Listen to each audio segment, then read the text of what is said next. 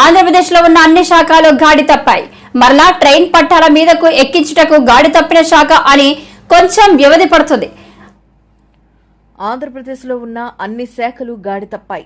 మరలా ట్రైన్ పట్టాల మీదకు ఎక్కించుటకు గాడి తప్పిన శాఖ అని కొంచెం వ్యవధి పడుతుంది.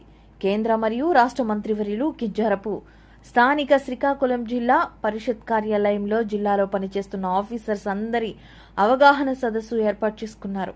ఈ అవగాహన సదస్సులో కేంద్ర మినిస్టర్ మరియు రాష్ట్ర మినిస్టర్ మాట్లాడుతూ ఆంధ్రప్రదేశ్లో ఉన్న అన్ని శాఖలు కూడా దాడి తప్పిపోయి ఇవి మళ్ళా అదుపులో పెట్టాలంటే కొంత కాల వ్యవధి పడుతుందన్నారు. అలాగే మీరు పనిచేస్తున్న ఉద్యోగరీత్యా ప్రజలకి ఏ సమస్య వచ్చినా వెంటనే మీరు స్పందించి ఆ సమస్యను అతి వేగంగా పరిష్కరించాలని ఆదేశించారు.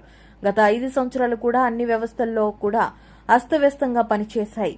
ఇప్పుడు మరలా అలాంటి పరిస్థితి ఈ ప్రభుత్వంలో ఆ పరిస్థితి ఉండకూడదని మొదట గ్రౌండ్ లెవెల్లో శానిటరీ నుంచి మొదలు పెడదామన్నారు. మన చుట్టూ ఉన్న పరిసరాలు క్లీన్ గా శుభ్రంగా ఉంటే ఆటోమేటిక్ గా అన్ని వ్యవస్థలు కూడా శుభ్రపడతాయని కేంద్ర మరియు రాష్ట్ర మంత్రివర్యులు కింజరపు శ్రీ రామ్మోహన్ నాయుడు గారు, శ్రీ అచ్చెం నాయుడు గారు పత్రికా విలేకరుల సమావేశంలో చెప్పడం జరిగింది. ఎవరు ఊహించని విధంగా ఈ రోజు దేశంలోనే 30 మంది కేంద్ర మంత్రులు ఉంటే అందులో ఒక కేంద్ర మంత్రిగా శ్రీకాకుళం పార్లమెంటు సభ్యుడిగా నాకు అవకాశం కట్టడం ఈరోజు నేను చాలా ఆనందపడుతున్నాను కూడా తెలియజేస్తున్నాను.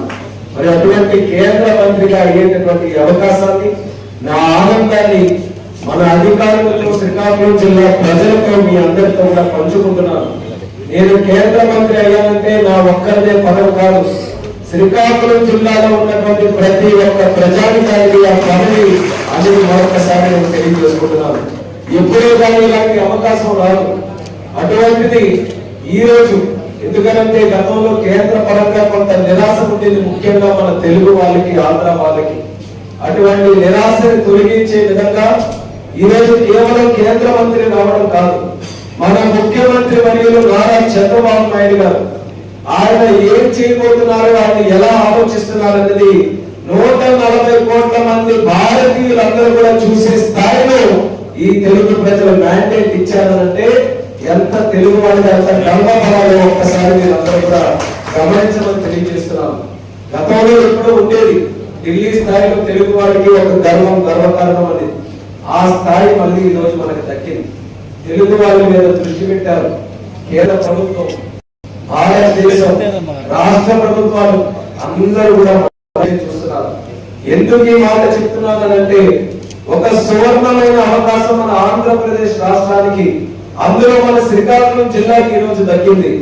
అటువంటి సువర్ణమైన అవకాశాన్ని మనం సద్వినియోగం చేసుకోకపోతే అది క్షమించరాని నేరంగా తయారవుతుంది. కాబట్టి మేము ఏవైతే ఈ రోజు ఈ జిల్లా తాలూకు రూపురేఖలు మార్చాలని, ఏ కార్యక్రమాలు అయితే చేయాలని మేము పట్టుదలతో మీ అందరికీ కూడా తెలియజేస్తున్నామో అదే పట్టుదలతో వ్యక్తిగత ఎజెండాను మానుకొని ప్రభుత్వ ఎజెండాను పరమావధిగా భావించి చంద్రబాబు నాయుడు గారి ఆదేశాలని తూచా తప్పకుండా మనం అందరం కూడా పాటించి మన రాష్ట్రాన్ని, ముఖ్యంగా మన శ్రీకాకుళం జిల్లాని అభివృద్ధి పదంలో నడిపించడానికి మీ అందరి తాలూకా సహకారం ఈ వేదిక ద్వారా మరొకసారి కోరుతున్నాను.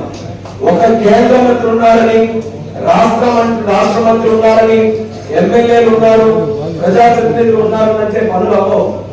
మీ అందరికీ కూడా నాకంటే ఎక్కువ అనుభవం మీ డిపార్ట్మెంట్ లో చాలా మందికి ఉంది.